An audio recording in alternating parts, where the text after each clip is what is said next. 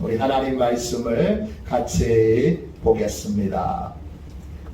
오늘 첫 시간 하나님의 말씀은 사무엘상 9장 14절부터 17절까지 말씀입니다. 사무엘상 9장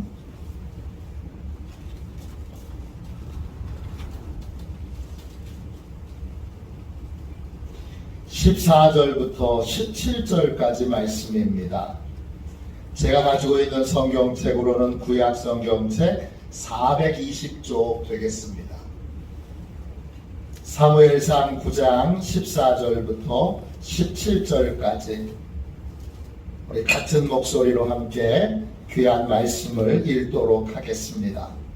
14절부터 17절 말씀입니다. 함께 읽습니다. 그들이 성읍으로 올라가서 거리로 들어갈 때에 사무엘이 마침 산장으로 올라가려고 마주 나오더라. 사울이 오기 전날 여호와께서 사무엘에게 알게 하여 이르시되 내일 이맘때에 내가 베냐민 땅에서 한 사람을 네게로 보내리니 너는 그에게 기름을 부어 내 백성 이스라엘의 지도자로 삼으라. 그가 내 백성을 블레셋 사람들의 손에서 구원하리라.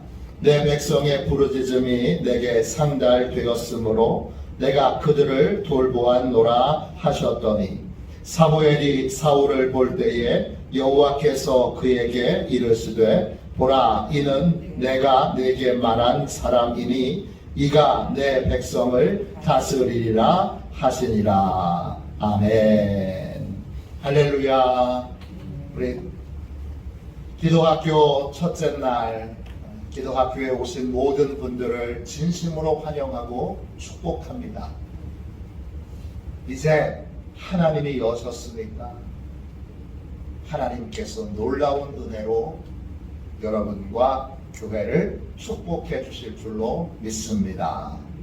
오늘 첫 시간 기도의 축복에 관해서 같이 나눌 텐데 제가 소제목을 정했습니다. 기도는 새로운 인생을 만드는 도구입니다. 기도는 새로운 인생을 만드는 도구입니다. 하나님께서는 특별한 계획과 목적으로 우리를 기도의 자리로 부르십니다. 이 기도학교 제가 시작한 게 아니라 하나님께서 특별한 목적과 계획으로 이 기도학교를 시작하셨고 그 기도의 자리에 여러분을 부르신 것입니다. 모든 기도의 자리에는 하나님의 삶이 예비되어 있습니다. 히브리서 11장 6절에 이런 말씀이 있습니다. 믿음이 없이는 하나님을 기쁘시게 하지 못하나니 하나님께 나아가는 자는 반드시 그가 계신 것과 또한 그가 자기를 찾는 자들에게 상 주시는 이심을 믿어야 할지니라. 하나님께 나아가는 사람은 반드시 두 가지를 믿어야 한다고 했습니다. 하나는 하나님이 살아계신 것을 믿어야 합니다. 또 하나는 하나님이 상 주시는 분이신 것을 믿어야 합니다. 이 두 가지의 진리를 믿으려면 믿어야지. 그런다고 믿어지는 것이 아닙니다. 하나님이 살아계신 것과 하나님께 나아가는 자에게 상 주시는 분이신 것을 어떻게 믿을 수 있게 되느냐? 부르짖어 기도하여 기도 응답을 받을 때, 하나님이 응답하시는 기도의 체험을 할 때, 그때 명확하게 하나님이 살아계시는구나. 그리고 기도할 때 하나님께 나아갈 때 하나님이 상 주시는구나. 이걸 우리가 깨닫고 체험할 수 있습니다. 오늘 본문에 나오는 사람은 사울입니다. 이스라엘의 첫 번째 왕이었던 사울 왕입니다. 이분은 베냐민 지파 사람입니다. 그의 아버지는 기스입니다. 베냐민 지파 사람들 중에 힘 있는 사람이고 영향력 있는 사람이고 군사력을 가지고 있는 사람인 유력한 사람입니다. 어느 날 아버지 기스가 암나귀 한 마리를 잃어버렸습니다. 아무리 찾아도 암나귀가 보이지 않습니다. 그래서 아버지 기스가 아들 사울에게 종을 데리고 가서 암나귀를 찾으라고 명령을 내립니다. 사울과 종은 암나귀를 열심히 찾는데 아무리 찾아도 없습니다. 그러니까 이 나귀를 찾는 과정에서 하나님께 도움을 얻으려고 하나님이 나귀 어디 있는지 좀 알려주시도록 사무엘 선지자를 찾아갑니다. 사울의 입장에서는 사소하고 작은 자신의 문제를 해결하기 위해 하나님의 도움을 받기 위해 선지자를 찾아간 것입니다. 그런데 하나님은 사울을 향하여 특별한 계획을 가지고 계셨습니다. 사울의 입장에서는 사소한 작은 자기의 문제를 해결하기 위해 하나님께 나왔지만 하나님은 큰 계획을 준비하시고 기도의 자리로 사울을 부르셨던 것입니다. 사울을 위한 특별한 계획을 세우시고 사울을 기도의 자리에서 기다리고 계셨던 것입니다. 여러분 15절 16절 보세요. 사무엘상 9장 15절 16절입니다. 사울이 오기 전날에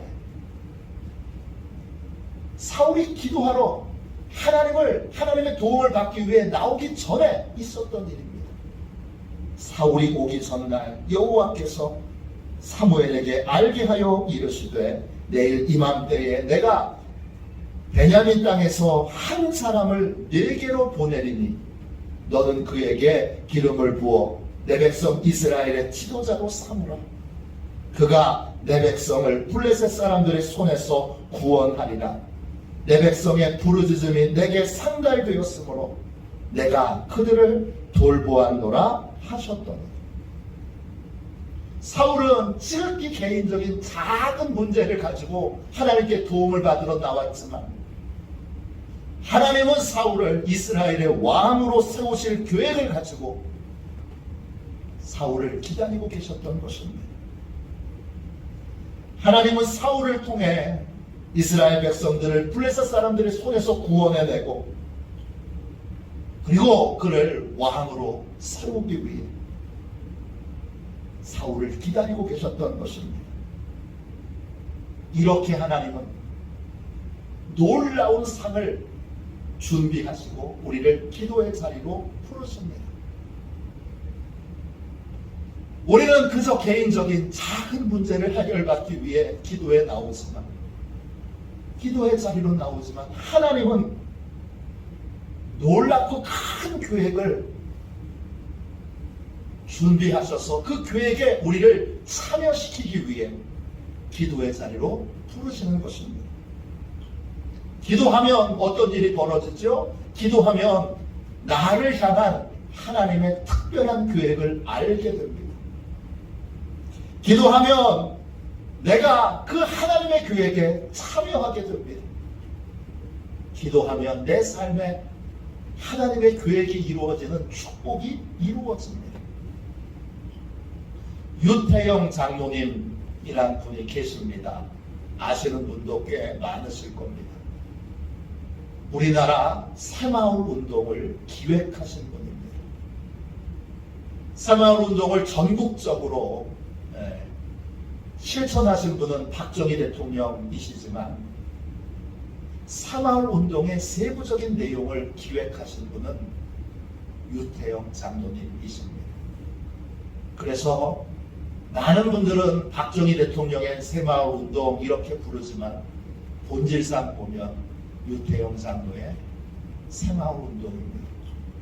해리 트루먼이라고 하는 미국 대통령이 됐을 때 미국 경제가 엉망이었습니다. 2차 세계대전 직후였기 때문에 경제를 촉진시킬 수 있는 그러한 강력한 정책이 필요했습니다. 이때 국무장관이었던 조지 마샬이라는 분이 경제를 촉진할 수 있는 특별한 정책을 대통령에게 제안합니다. 그래서 그 특별한 계획으로 미국 경제는 크게 도약할 수 있었습니다. 이 경제정책을 실천했던 사람들은 트루먼 대통령이기 때문에 트루먼 플랜 이렇게 부르지 않고 뭐라고 부르느냐, 이 계획을 시작했던, 제안했던 마샬의 이름을 붙여서 마샬 플랜 이렇게 부릅니다. 트루먼 대통령이 직접 그렇게 부르도록 명령한 겁니다. 이런 관점에서 보면 박정희 대통령의 새마을 운동이 아니라 유태영 장로의 새마을 운동입니다. 새마을 운동을 기획하고 제안하고 그것들이 잘 이루어질 수 있도록 모든 것들을 총괄했던 사람이 바로 이 유태영 장로입니다. 유태영 장로의 경제 정책으로 우리나라는 잘 사는 나라로 크게 도약할 수 있었던 것입니다. 그런데 이 유태영 장로는 어떤 사람이냐? 유태영 장로를 한마디로 얘기하면 이분은 기도의 사람입니다. 이분이 자서전을 썼는데 제목이 기도 인생입니다. 이분의 인생을 기도 인생이라고 부를 수밖에 없는 이유는 이분은 깡 시골에서 너무나 가난한 사람으로 태어났습니다. 전라북도 임실 관촌면에서 태어나서 청면에서 자랐습니다. 8남매 중에서 5번째로 태어났는데 형제 중에 처음으로 초등학교 들어간 사람은 유태영 장로가 유일합니다. 위에 형 둘, 누나 둘이 있는데 초등학교 근처에도 가보지 못하고 글도 못 읽습니다. 집안에서 처음으로 한글을 깨친 사람 유태영 장로입니다. 형들 둘과 누나 둘은 그냥 눈만 뜨면 들로 나가서 나무하고 농사일 거들면서 그렇게 가난한 그러한 농촌의 아이로 자랐습니다. 초등학교 5학년 때 그 청면에 처음으로 개척교회가 세워졌습니다. 그 교회를 개척하신 분은 조요셉 전도사님이신데 나중에 6.25 사변 때 공장분들에 의해서 예수쟁이라고 순교를 당하십니다. 이 조요셉 전도사님에게 유태영 장로는 기도를 배웁니다. 전도사님이 하라는 그대로 기도를 하게 됩니다. 처음에 새벽 예배를 나오라고 그러니까 매일 새벽 기도를 나옵니다. 그 당시에 새벽 기도는 우리처럼 요즘처럼 예배를 드리는 게 아니라 그냥 교회 와서 혼자 기도하고 가는 겁니다. 매일 새벽 기도하는 거 훈련하고 그 다음에 매 순간 기도하는 거 훈련합니다.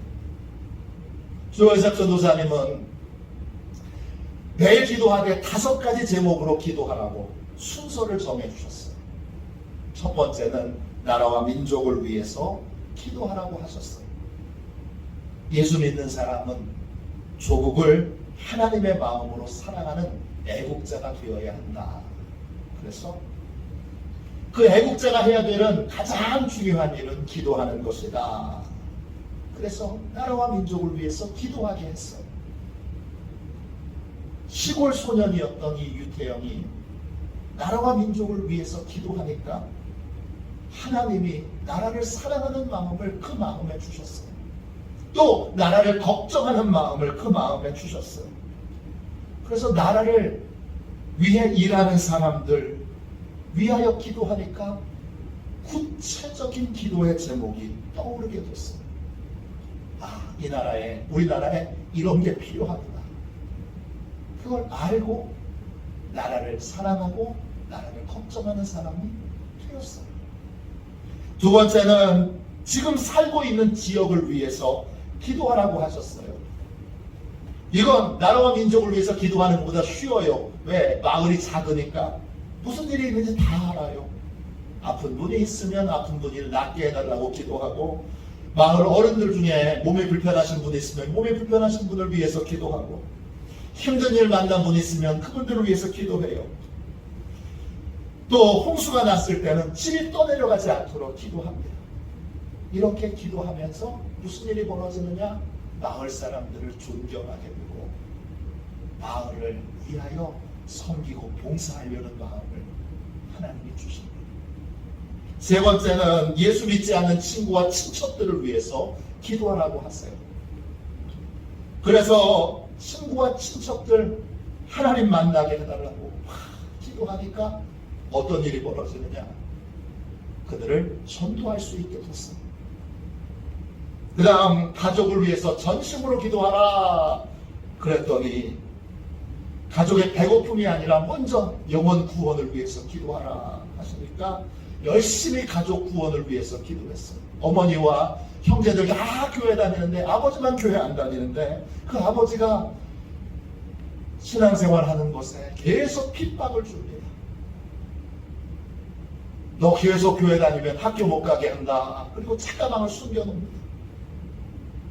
그러니까 이 유태영이 늘 아버지가 제발 교회 가는 거 반대 좀 안 하게 해달라고 울부짖어 기도합니다. 제발 아버지가 예수 좀 믿게 해달라고, 교회 좀 가게 해달라고 울면서 눈물로 기도합니다. 그러면서 아버지를 사랑하는 사람, 가족들을 사랑하는 사람, 가족들의 영적 필요가 무엇인지를 아는 사람이 됩니다. 마지막으로 자신을 위해서 기도하라고 하세요. 자신을 위한 기도는 맨 마지막이에요. 이 소년, 시골 소년이었던, 깡 시골 소년이었던 유태영이 하나님께 구체적으로 자신의 이야기를 합니다. 뭐가 힘들고, 뭐가 괴롭고, 뭐가 아프고, 뭐가 답답하고, 이런 걸 터놓기 시작합니다. 그러면서 하나님이 여러 가지 소망을 주십니다. 그리고 이전에 갖지 못했던 목표를 갖게 하시고 그 목표를 이루도록 하나님께 부르짖어 구하게 하십니다. 이 시골 소년이 매일 5가지의 제목으로 기도하니까 기도 시간이 짧아요. 기도 시간이 너무너무 금방 가요. 1시간, 2시간이 아니라 몇 시간씩 새벽에 기도합니다. 그러면서 하나님이 기도하는 이 유태영을 만져주시기 시작하셔서 유태영을 나라와 민족을 사랑하는 사람이 되게 하시고 다른 사람을 귀하게 여기는 사람이 되게 하시고 이전에 갖지 못했던 꿈을 갖고 꿈에 도전하는 사람이 되게 하세요. 초등학교도 집안에서 처음으로 간 사람인데 중학교 언감생심 꿈도 못 꾸는데 하나님께 울며 기도합니다. 중학교 좀 보내주세요. 기적적으로 중학교 갑니다. 늦은 나이이지만 중학교 갑니다. 고등학교 좀 보내주세요. 기도하니까 하나님이 기적적으로 고등학교까지 보내주십니다. 에이, 대학교는 안 되겠지. 그때 하나님이 서울로 일하러 오게 하셔서 결국은 그냥 또 기가 막힌 기적으로 가게 하십니다. 근데 나라와 민족을 위해서 기도한 게 있잖아요. 그 당시에 우리나라의 농촌은 너무나 소망이 보이지 않는 곳입니다. 우리나라 농촌을 좀 잘 살게 하려면 내가 선진국에 가서 농업을 배워야 되겠다. 그래서 막 기도하는데 하나님 저 좀 유학 좀 보내주세요. 하나님이 어느 날 지혜를 주세요. 그 당시에 유태영이 가장 좋게 보았던 농업국가는 덴마크입니다. 덴마크가 국왕이 있어요. 국왕한테 구구절절히 편지를 쓰고 그 편지를 영문으로 잘하는 분에게 번역하게 해서 영문 편지를 국왕한테 보냅니다. 어떻게 됐을까요? 여러분 기가 막히게도 국왕이 국비로 대학 등록금 또 기숙사 생활하는 거 그 다음에 용돈까지 다 해결해주고 비행기표까지 보내왔습니다. 그리고는 기가 막히게 여러분 전라도 강시골의 소년 집안 식구 중에서 초등학교 나온 사람이 유태양의 처음인 그런 집안에서 덴마크 유학을 갑니다. 덴마크 유학을 가서 봤더니 이스라엘이 기가 막히긴 농업 선진국입니다. 진짜 농업 선진국은 이스라엘입니다. 덴마크에서 공부를 다 하고 나서 이스라엘 대통령에게 편지를 보냅니다. 그랬더니 이스라엘 대통령이 덴마크 그 대사를 통해서 대사관을 통해서 비행기표와 또 공부할 수 있는 걸 다 보내줘. 그래서 히브리 대학교에 가서 공부합니다. 여러분은 히브리 대학교가 얼마나 좋은 대학인지 잘 모르시지만 저는 구약을 전공했잖아요. 구약을 전공한 학생들이 최고의 꿈의 대학은 히브리 대학입니다. 하버드, 예일, 프린스턴 이런 대학이 아니라 히브리 대학이 최고 대학입니다. 학문 수준이 하버드보다 훨씬 높습니다. 그 히브리 대학교에 가서 공부하고 그리고 모교에 와서 학생들을 가르치다가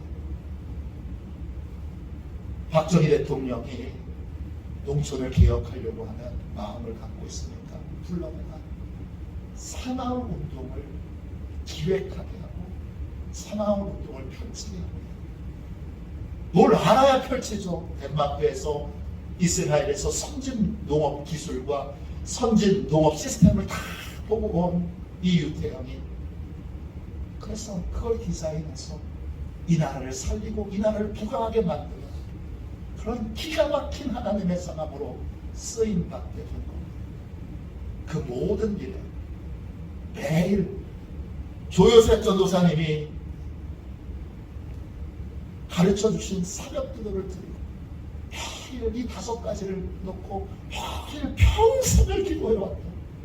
그 기도가 쌓여서 기도가 하나님의 손길이 되어서 저 시골에 정말 소망이 없던 한 소년은 요셉처럼 이 나라를 살리는 사람으로 이 나라를 부강하게 만드는 사람으로 이 나라를 새롭게 하는 사람으로 이 나라의 미신을 타파하고 기독교 정신을 심는 사람으로 그렇게 쓰십니다. 하나님은 놀라운 계획을 가지고 우리를 기도의 자리로 부르십니다. 하나님의 뜻대로 기도하면 하나님이 우리를 새로운 사람으로 상상도 못하는 새로운 사람으로 빚으십니다. 기도는 하나님이 빚으시는 하나님의 놀라운 손길입니다. 하나님이 오래 손대시도록 여러분 기도의 시간을 늘리셔야 합니다. 여러분 기도의 대상을 여러분 자신만을 위해서 기도하지 말고 나라와 민족을 위해서 기도해야 합니다. 나라와 민족을 위해서 기도하면 나라와 민족을 사랑하는 사람이 되게 하시고 나라와 민족을 위해서 귀하게 하나님이 쓰십니다. 지역사회를 위해서 기도하면 다른 사람을 깊이 이해하고 존중하고 사랑하는 사람이 되게 하십니다. 예수 믿지 않은 친척과 친구들을 위해서 기도하면 영혼을 구원하는 사람이 되게 하십니다. 가족들을 위해서 기도하면 가족들을 진심으로 사랑하는 사람이 되게 하십니다. 나 자신을 위해서 기도하면 새로운 목표와 새로운 이상을 가진 소망의 사람이 되게 하시고 그 소망을 하나님이 이루십니다. 전 이 기도학교에 우리 아이들, 초등학교 아이들, 유치원 아이들, 또 중고등부 학생들, 청년들, 청장년들 와서 이제 이 기도학교를 통해 하나님이 새로 빚으시도록 그렇게 하나님의 뜻대로 기도해야 합니다. 저는 기도해야 한다고 믿습니다. 우리 교회 모든 학생들, 청년들, 어린이들은 최소한 시골 소년 유태형보다는 훨씬 좋은 조건입니다. 나는 조건이 나빠서 안 돼. 나는 조건이 어려워서 안 돼. 유태형보다는 100배, 1000배 낫습니다. 하나님이 아무 소망이 없었던 시골 소년, 아버지도 어머니도 어떤 걸 해줄 수 없는 그러한 소년을 기도했더니 하나님이 빚으셨습니다. 위대한 하나님의 사랑으로 이 나라를 잘 살게 만드는 도구와 통로로 쓰셨습니다. 하나님께는 놀라운 계획이 있습니다. 그 계획으로 50일 기도학교를 시작하게 하신 것입니다. 우리가 기도의 자리에서 하나님께 부르짖으며 하나님이 우리를 새롭게 빚으십니다. 우리가 기도의 자리에서 하나님의 뜻대로 나라와 민족을 위해서, 이 지역을 위해서, 믿지 않는 사람들을 위해서, 가족들을 위해서, 나 자신을 위해서 기도할 때 하나님이 우리를 복되게 하셔서 귀한 사람으로 쓰십니다. 기도는요, 나를 향한 하나님의 뜻을 발견하는 자리입니다. 하나님의 뜻대로 기도하면 하나님이 원하시는 사람으로 빚으십니다. 나를 하나님이 새로운 사람으로 만드십니다. 여러분은 그냥 단순하게 사소한 작은 개인적인 필요 때문에 기도의 자리로 나오셨습니다. 사울처럼 소소한 자기의 문제를 해결받기 위해 나왔지만 하나님은 이 기도의 자리에서 우리를 새로운 사람으로 빚어 귀하게 쓰시고자 하는 특별한 계획으로 이 자리에 부르신 것입니다. 큰 하나님의 계획에 참여하려면 기도의 시간을 늘리셔야 돼요. 하나님을 오래 만져주셔야 되잖아요. 하나님이 깊이 만져주셔야 되잖아요.